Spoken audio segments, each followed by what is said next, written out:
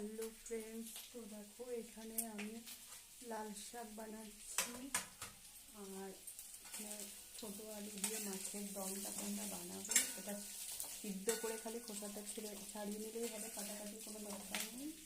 পাঁচফোড়ন দিয়েছি তেলে, দিয়ে আলুটাকে ভেজে নিচ্ছি। আর এখানে আছে মাছ, আর এখানে আদা রসুন কাঁচা লঙ্কা পেঁয়াজ টমেটো এখন পেস্ট করবো।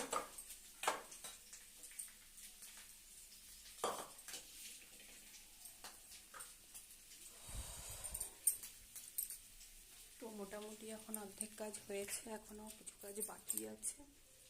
রান্নাটা হলেই হয়ে যাবে সব কাজ। আর এখানে দেখো সবজি গুছিয়ে রেখে দিয়েছি। সবজি গুছিয়ে মিক্সিটা মশলা বাটবো।